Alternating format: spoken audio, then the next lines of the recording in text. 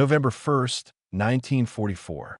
The Philippine Sea lay beneath a moonless sky, its surface calm and black, stretching into distances the human eye could not measure.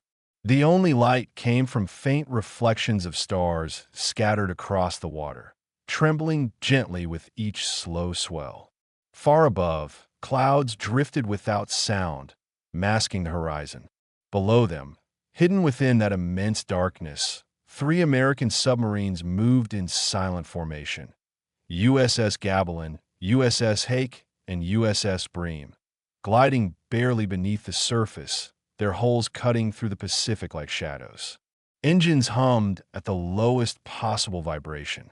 Crewmen whispered in narrow passages. Gauges glowed dimly with soft, greenish light. Every sound was measured, every movement deliberate. They were the heart of a new tactic, one the Japanese Admiralty still believed impossible. Inside USS Gavilan, the air was heavy with oil, metal, and the lingering scent of machinery that had run for days without rest. The boat's pressure hull vibrated faintly with the rhythm of its electric motors. In the control room, red lights cast long, narrow shadows across steel surfaces. Faces of watchstanders appeared and vanished in the dim glow as they monitored depth gauges and sonar traces. Sweat gathered on brows despite the coolness of the compartment, the product not of heat but of tension. Outside, the Pacific was vast and empty, yet the crew sensed something moving in that darkness, something enormous, escorted, and unaware it was being hunted. The submarine crept forward at 3 knots, slow enough to remain silent, fast enough to maintain position within the formation. The 3 boats advanced in a loose triangle, spread miles apart, yet connected through the invisible lines of practice coordination. This formation, Wolfpack tactics, had been studied, debated, rejected, revived, and finally entrusted to crews who understood its power. The Japanese believed American submarines never coordinated attacks. They believed each boat acted alone, independent and limited. Tonight, that belief would be tested. As Gavilan inched forward, the sea around her darkened further. The sky offered no contrast. The horizon vanished completely. The submarine felt as though it were slipping not through water, but through the absence of it, into a void between worlds, where only the faint hum of motors marked the boundary between existence and silence. But this void was deceptive. Ahead of the Wolfpack, somewhere hidden beyond the reach of their eyes, a Japanese convoy was moving, one of the largest the Imperial Navy had assembled since the Leyte Gulf disaster. It carried troops, ammunition, fuel, and the remnants of supply reserve Japan could not afford to lose. Dozens of transports, escorted by warships with orders to shoot on detection without hesitation, crossed this stretch of the Pacific believing the darkness shielded them. Inside Gavilan, the submarine commander leaned over the chart table, studying the estimated course of the convoy. His hands rested lightly on the edges of the map, fingers tracing faint pencil marks that projected the enemy's movement over the last 6 hours. Radio silence dominated the submarine, but the pack had received critical intelligence earlier. Ultra intercepts and Coast Watcher reports that placed a major Japanese movement leaving Manila. The Admiralty expected these ships to slip through the gaps in American patrol lines. They did not know that a Wolfpack waited for them, a tactic the Japanese still refused to believe Americans could execute. The sonar operator sat rigidly, headphones pressed against his ears, listening to the ocean's infinite soundscape. For hours he had detected nothing but distant wave reverberations and the faint scratching of marine life against the hull. But slowly, almost imperceptibly, something new appeared in the static. A pattern, a rhythm, a beat that did not belong to the sea. The propellers of distant ships, multiple ships, turning in synchronized cycles. Heavy freight engines. Warship screws cutting through deep water. The operator stiffened. He listened harder. The pattern grew clearer, stronger, more defined. The convoy was out there, closer than intelligence estimates suggested, advancing with methodical precision. The commander stepped beside the sonar station, watching the operator's expression sharpen with recognition. Something shifted in the air. A low murmur passed through the control room as word moved among the crew. Men straightened, breath slowed. The submarine felt smaller, tighter, as if the ocean itself were pressing upon the steel hull. The commander issued a small hand signal, and the helmsman turned the boat slightly. Gabalin adjusted her course toward the faint traces of sound, slipping deeper into the blackness. Outside, in the surrounding waters, the other two submarines made their own adjustments. The Wolfpack spread out further, one boat angling north, another south. Together, they formed a deadly net meant to close around the convoy from three sides. The tactic was simple in theory, but demanded perfect timing. If one boat attacked too soon, the escorts could force the others to scatter. If they attacked too late, the convoy could slip past. Everything depended on coordination without communication. Boats reading each other's movements, predicting behavior, trusting training. The Japanese Admiralty believed such coordination lay beyond American capability. Tonight, the Pacific would teach them otherwise. Minutes ticked by in silence. The sonar beats grew stronger. The ocean seemed to pulse with the movement of engines. Then, faintly, something else emerged. The deep, steady throb of a warship's screws, heavier and more powerful than any transport. The destroyer screen. Multiple ships. Fast, alert, cutting just ahead of the convoy. Their job was simple: detect and destroy submarines before they could strike. The commander listened. The operator confirmed distances, bearings, relative motion.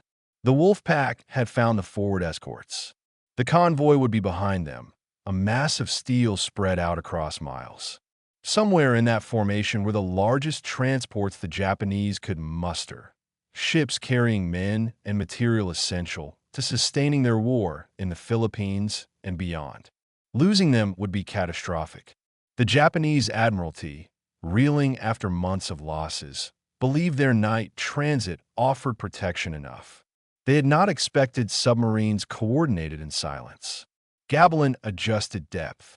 The hull creaked softly as seawater pressed into the new configuration. The sailors barely noticed. Such sounds had become part of their daily existence. But to an outsider, the groaning of steel under pressure would have felt unnervingly alive, as though the submarine itself exhaled into the surrounding dark. Lights dimmed further. Orders passed quietly from hand to hand. The navigator marked the convoy's bearing again.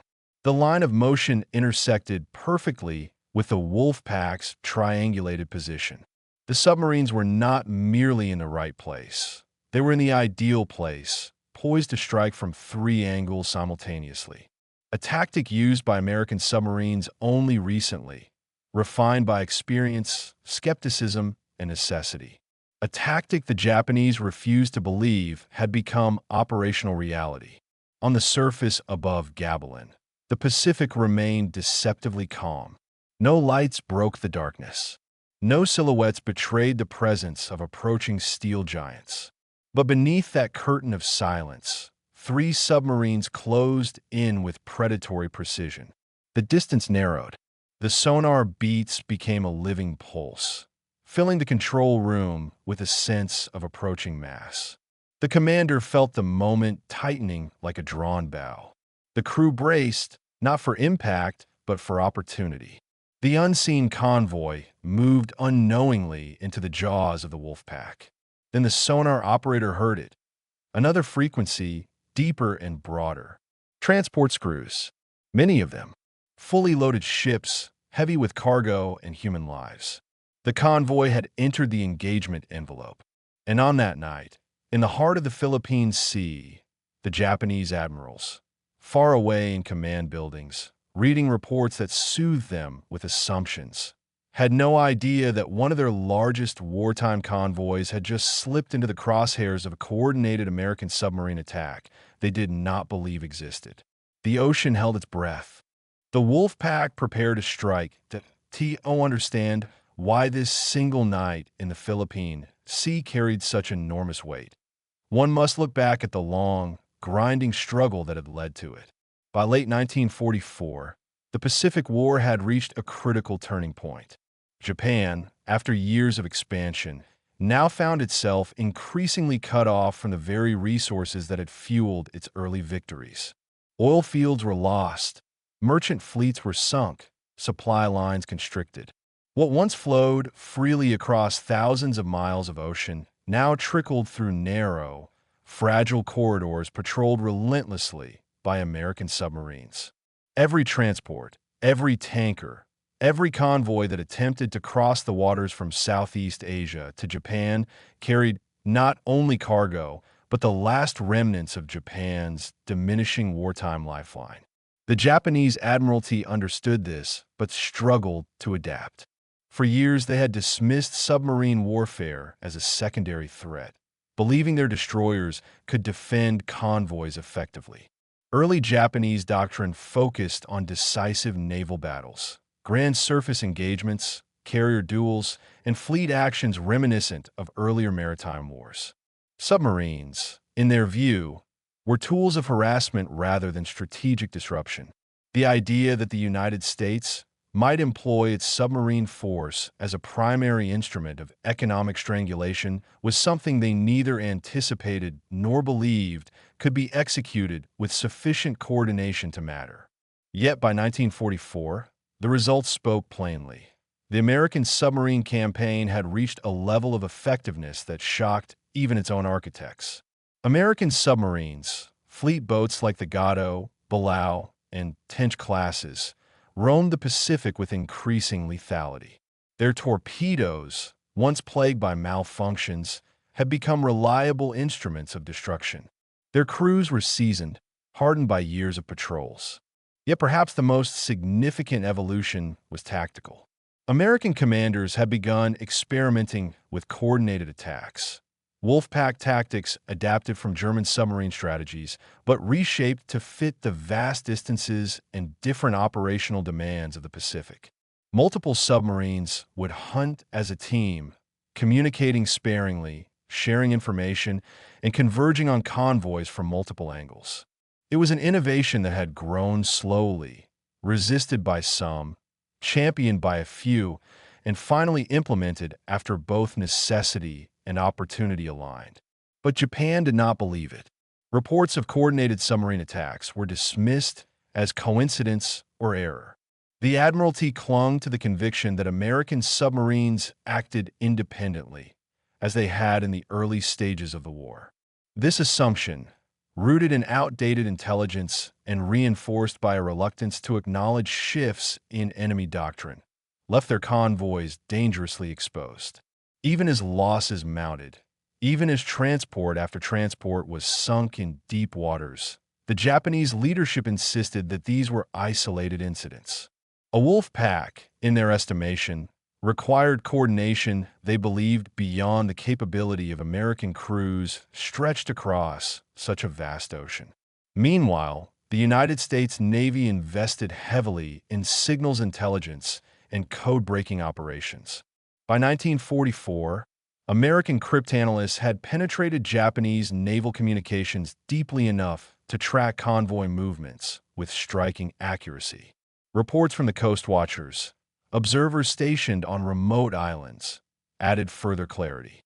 This fusion of intelligence and improved doctrine meant that submarine commanders, once left to patrol broad sectors with minimal guidance, now received highly specific information. Departure times, probable routes, expected escorts, and even cargo descriptions. This allowed wolf packs to position themselves ahead of convoys with unprecedented precision. The convoy that entered the Philippine Sea on November 1st, 1944, carried extraordinary importance. It included some of Japan's largest surviving transports, ships loaded with soldiers, equipment, ammunition, and what remained of fuel reserves intended to support defenses in the Philippines. The loss of these supplies would be devastating. Japan's ability to hold territory in the face of American advances was already precarious. Every convoy that arrived safely bought time. Every convoy lost accelerated the coming collapse.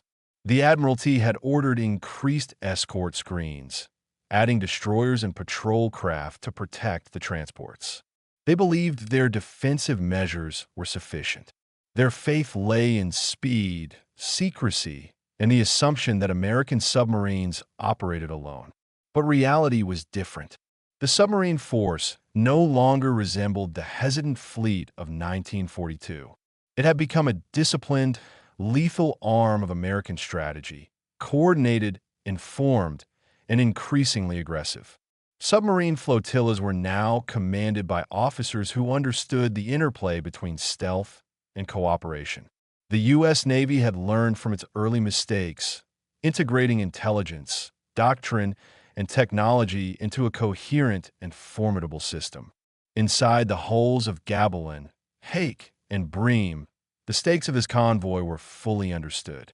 The crews knew that destroying these transports could cripple Japanese operations in the Philippines and hasten the unraveling of their defensive perimeter. They also knew the risks. A coordinated attack required precision under conditions where a single error, surfacing too early, firing too late, breaking silence, could reveal the pack and bring destroyers crashing down upon them. Depth charges, sonar sweeps, and coordinated Japanese counterattacks posed constant danger. A submarine caught in shallow water had little room to escape.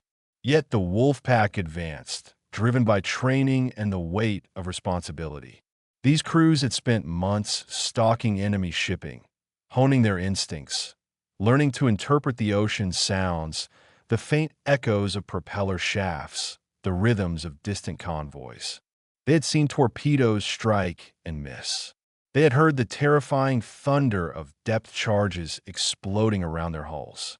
They knew the cost of mistakes, but they also knew the impact of success. Every transport sunk meant fewer supplies reaching Japanese garrisons. Every destroyer forced to defend convoys meant fewer available for frontline battles. By late 1944, American submarines were sinking enemy shipping at a rate that shocked even their commanders. The Japanese Admirals, however, still clung to outdated assumptions. Their assessments of American submarine capability lagged behind the reality unfolding at sea. They believed their escorts were sufficient deterrents. They believed convoys traveling at night under strict radio silence could slip through American patrols.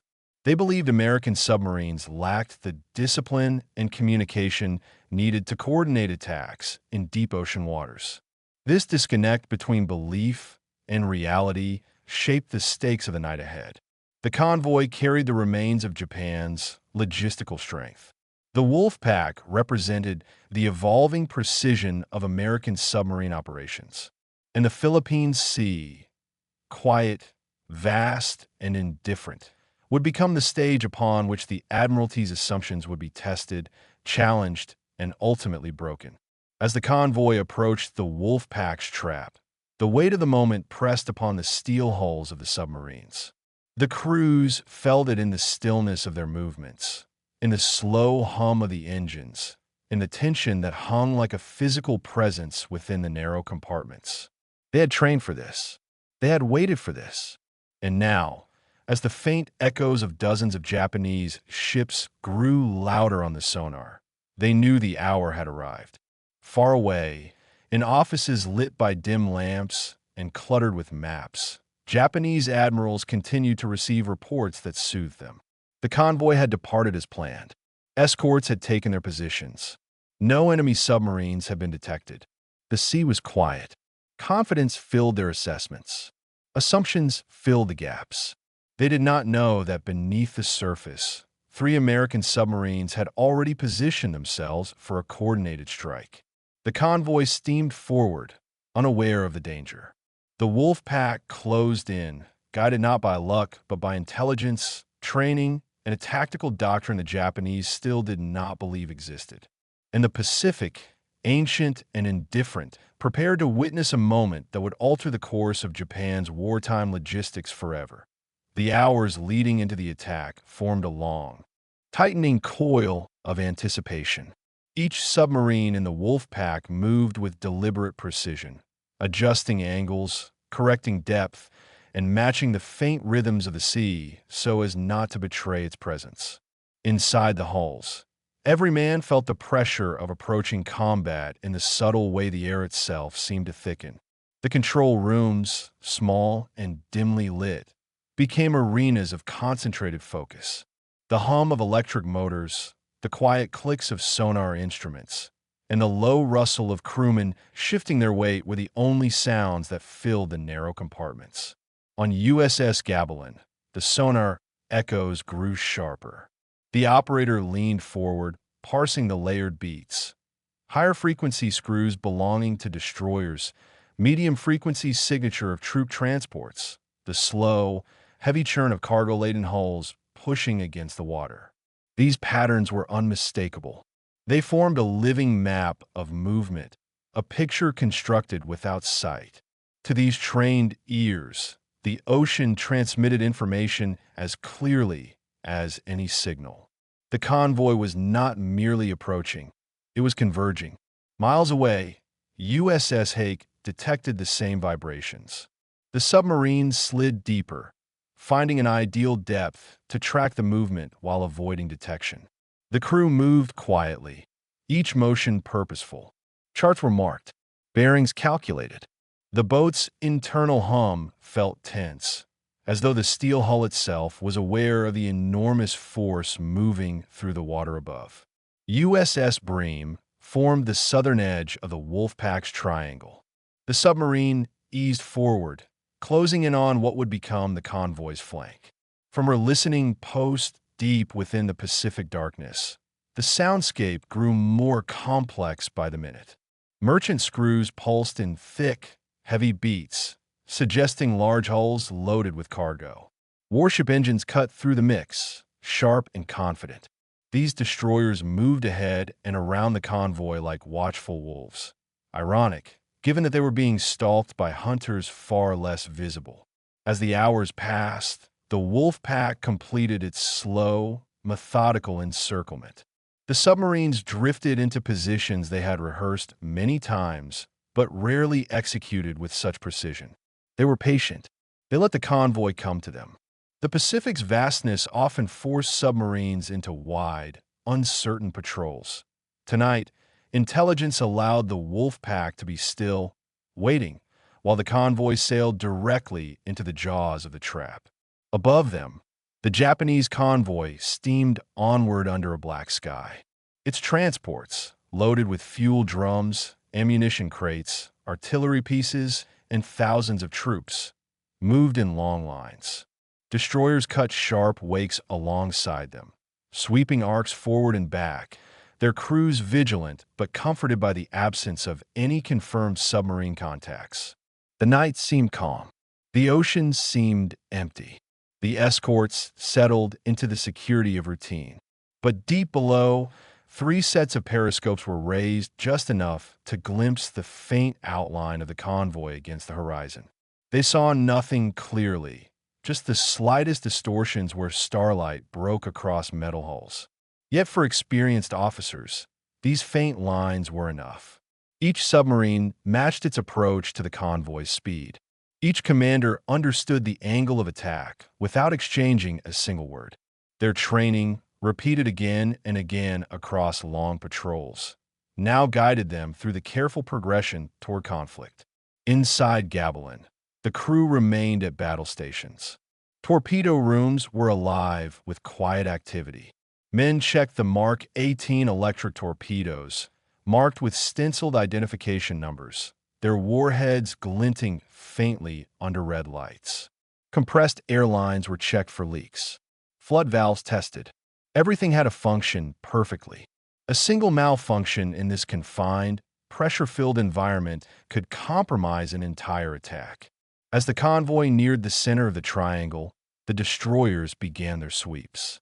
Their sonar pings reverberated through the deep water, sharp metallic pulses that bounced off the submarine's outer hulls, sending a faint, unnatural shiver through the steel. The crews froze. Every man remained silent, knowing that the slightest noise could amplify the echo. The submarines drifted forward, silent as drifting shadows. The destroyers detected nothing. The pings faded away. Then the convoy entered the kill zone. A new energy filled the Wolfpack. Depth gauges rose and fell by inches. Helmsmen angled the boats with tiny corrections that required immense concentration. Aviators speak of flight by feel, but submariners understood a similar concept, steering by instinct, by listening to how the water moved around the hull rather than relying solely on instruments. They were navigating in darkness, so complete it erased the boundary between the boat and the ocean itself. The first point of real tension came when the lead destroyer shifted course toward Hake. The sonar operator felt the change before anyone saw it. The destroyer's screws beat in a sharper rhythm, closing distance. The submarine had been detected, or at least suspected. Pressure grew in the control room. Depth was adjusted. Lights dimmed further. Men held their breath, as though silence alone could mask the submarine's existence. The destroyer passed overhead, its engines rattling the hull, sending vibrations through every bolt. And then it moved on. Hake exhaled silently, maintaining course. The Wolfpack resumed its invisible closing in. Across the convoy's length, the largest transports formed the central column. Ships meant to deliver essential supplies to Japanese forces still fighting desperately to hold Luzon and the surrounding islands. Their loss would tear a gaping wound in Japan's ability to sustain the war. These transports depended entirely on the destroyers screening them from threats. They never expected that the threat would come from three directions at once, submerged, silent, and far more coordinated than the Japanese believed possible. Inside each submarine, the psychological weight of the moment intensified. The first attack would define everything. A clean strike could disrupt the convoy instantly. A failed shot, a misfire, or a premature reveal could spell disaster. Submarine warfare demanded patience, but it also demanded precision under crushing strain. Every crewman understood this.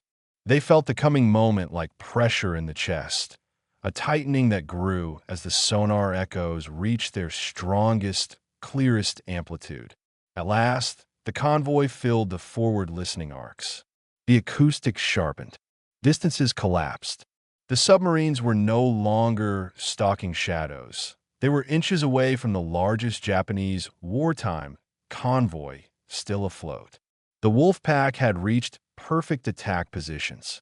The destroyers, still confident in their routine, maintained their patrol patterns.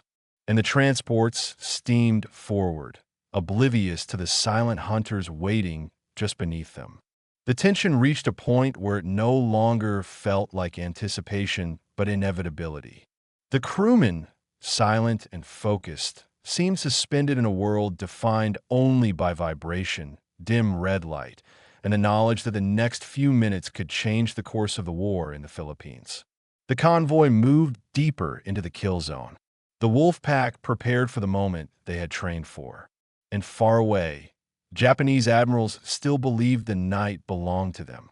They had no idea that three submarines, coordinated without words, positioned with precision they thought impossible, were about to strike from the darkness. The moment of attack arrived not with a signal, nor with any spoken command, but with the silent convergence of three submarines that had drifted in a perfect alignment with the convoy's beating heart. On USS Gavilan, the depth gauge steadied. The control room fell into a deeper stillness. Every man held his breath as the faint silhouette of a transport appeared through the periscope lens, barely visible against the starless horizon. A massive, lumbering form moving through the night with the confidence of a ship that believed it was safe. The commander made minute corrections. The periscope rotated by degrees, so small they were nearly imperceptible. The The transport loomed larger. A slow, heavy shape. A perfect target. The Pacific pressed against the hull. The submarine vibrated with the faint hum of electric motors. The crew waited, coiled like a spring. Time stretched into something elastic. A minute passed. 2. The periscope steadied again. The target filled the scope. Bearing confirmed. Range closing. The commander's finger hovered over the firing trigger. The boat's torpedo tubes, loaded with Mark 18 electric torpedoes, stood ready, silent, wakeless, invisible in the water. The convoy drifted closer. Another destroyer swept the perimeter, its engines pulsing through the submarine's hull like a heartbeat. It passed ahead, then veered outward, satisfied that nothing lurked beneath. The escorts saw only empty waves and vast blackness. They assumed safety. They assumed darkness was their shield. Then, at the precise moment when geometry and instinct aligned, USS Gavilan fired. The torpedoes left the tubes with a low metallic shudder. No wakes, no surface disturbance, only the faintest tremor passing through the deck plates as compressed air propelled them forward. The crew felt the release like the exhale of a hell breath. The torpedoes slid into the dark, accelerating in silence. Their guidance systems clicked into motion. They sought the slow, heavy shape ahead. Inside Gavilan, the world shifted. The crew counted seconds in their minds. The commander lowered the periscope. The submarine angled slightly downward. They drifted deeper. No one spoke. No one needed to. Then the sound came. A muffled, distant rumble, followed by a deeper explosion that rolled through the water like thunder trapped beneath the surface. The hull vibrated. Loose items rattled. The crew felt the unmistakable echo of a hit. An enormous hull torn open underwater. The torpedo had struck a major transport. Water rushed into its compartments. Metal screamed under pressure. The Japanese convoy erupted into chaos. Searchlights cut across the black ocean in frantic arcs. Destroyers surged forward, engines roaring at flank speed. Orders rang out across their decks. But before they could react, the second submarine struck. USS Hake, positioned on the convoy's northern flank, launched her spread of torpedoes moments after hearing Gavilan's detonation through the water. For torpedoes slipped from her tubes, gliding into the darkness in angled trajectories aimed at the center of the convoy, where the largest ships were clustered. These were the vessels Japan could not afford to lose. Troop transports carrying reinforcements for Luzon, tankers carrying irreplaceable fuel, cargo ships laden with equipment that had taken months to assemble. The seconds passed slowly inside Hake. The crew listened for the sound they knew was coming. It arrived as a cascade of impacts. 1, 2, 3. Explosions tore across the convoy. Fireballs burst upward, orange light slicing through the blackness. A tanker erupted, flames shooting skyward as ruptured fuel ignited in a single, terrible flash. Another transport listed sharply, struck below the waterline. Men on deck scrambled to lower lifeboats as water flooded into its holds. A third ship belched smoke, its superstructure collapsing under the shock of the blast. Above the water, panic took over. The convoy's order dissolved. Some ships turned wildly to avoid invisible threats. Others accelerated toward their escorts. Destroyers fired star shells into the sky, illuminating patches of ocean in eerie white light. But the illumination did nothing. It only revealed the splintered remains of transports and the vast emptiness of the sea. The submarines had already vanished into the dark below. USS Bream waited for this moment. She had positioned herself south of the convoy, watching as the ships attempted to turn away from the northern explosions.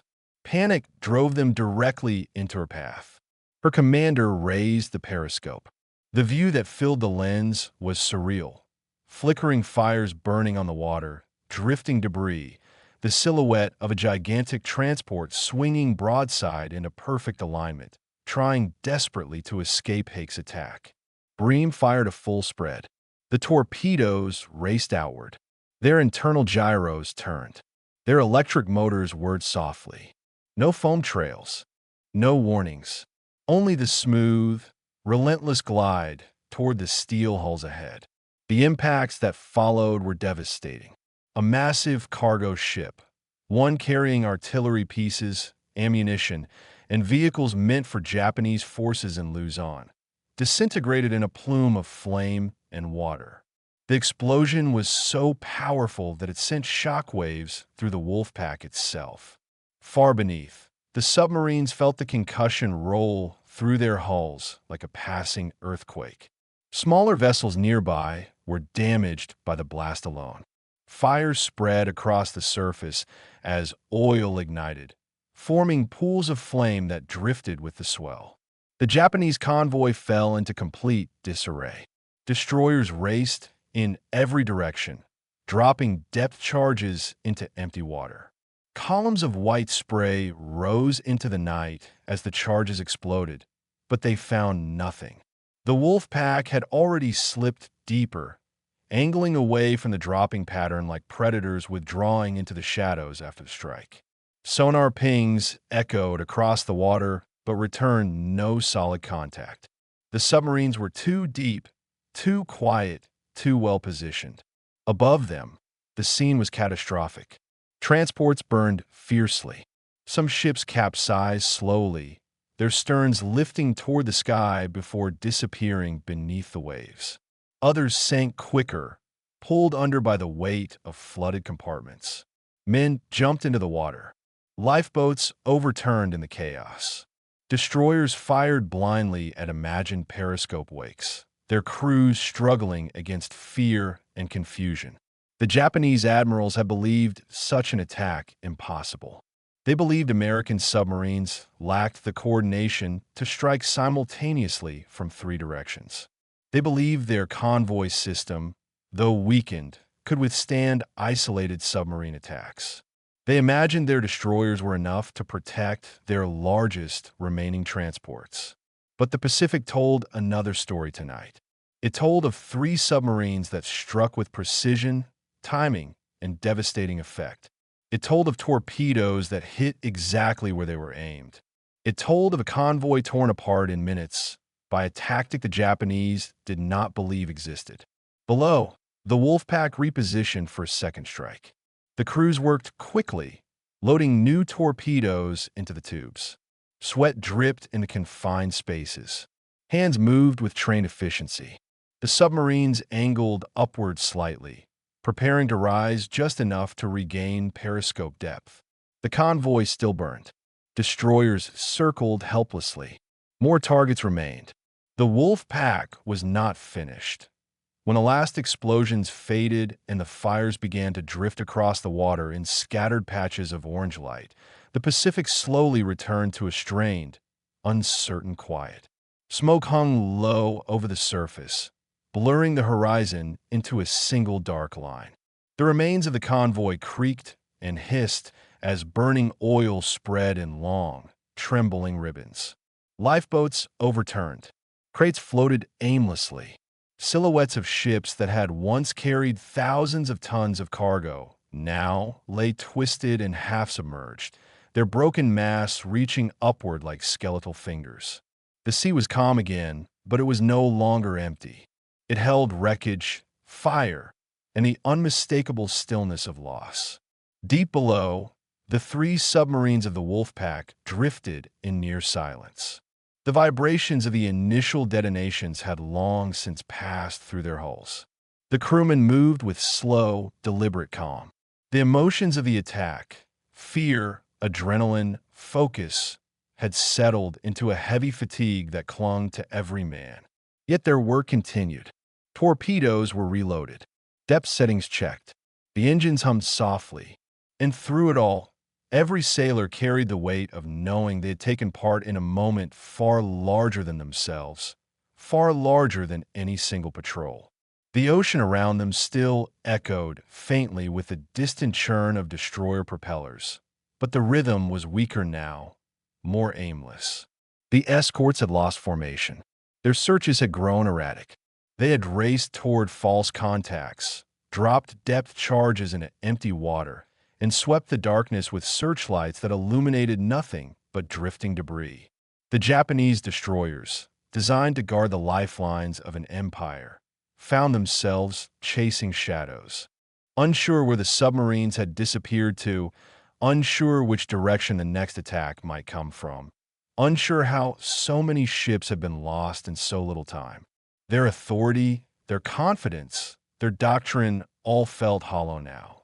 Far from the battlefield, in command buildings lit by dim bulbs and cluttered with maps, the Japanese Admiralty still believed their convoy was moving forward.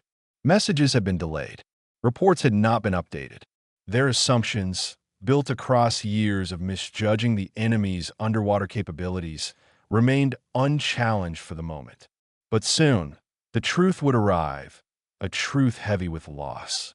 When it did, it would force the admirals to confront something they had refused to accept. The United States submarine force, once considered a minor threat, had become one of the most devastating strategic weapons in the Pacific. Above the Wolfpack, the fires began to dim as the burning ships lost fuel or slid beneath the surface. One by one, the last surviving transports struggled to stabilize themselves. Some drifted, their engines disabled. Others attempted to limp away at reduced speed, leaving broad trails of oil behind them. A few managed to escape into the night, escorted by destroyers whose crews were shaken, silent, and no longer certain of the ocean's emptiness. The convoy, once a powerful formation, now existed only as fragments. What had begun as one of Japan's largest wartime supply movements ended as one of its most costly maritime catastrophes. The submarines waited until the destroyers had passed before rising slowly toward periscope depth. The metal hulls creaked under pressure. Depth gauges ticked upward.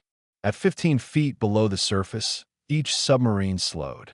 Periscopes emerged gently, their slender tubes cutting cleanly through the water. The commanders surveyed the aftermath through narrow lenses. What they saw was not triumph, but devastation. The horizon glowed faintly from the last of the fires. Smoke drifted across the sea in ghostly wisps. Wreckage floated everywhere. Some ships continued to burn, the flames orange against the black water. Others had vanished entirely, leaving behind only ripples and patches of oil. The Wolfpack moved cautiously. The submarines shifted positions, studying the remains of the convoy. In these moments, the emotional weight of warfare settled heavily over the men aboard each vessel. They were sailors who had spent months living in steel corridors, operating in conditions that strained the body and mind. They knew the strategic value of what they had done. They also understood the terrible cost for those above. Submarine warfare carried a grim clarity that few other forms of combat matched. Explosions came without warning, destruction arrived in total silence, and the victims often had no chance to respond. Yet in the broader scope of the war, the sinking of the convoy represented a turning point.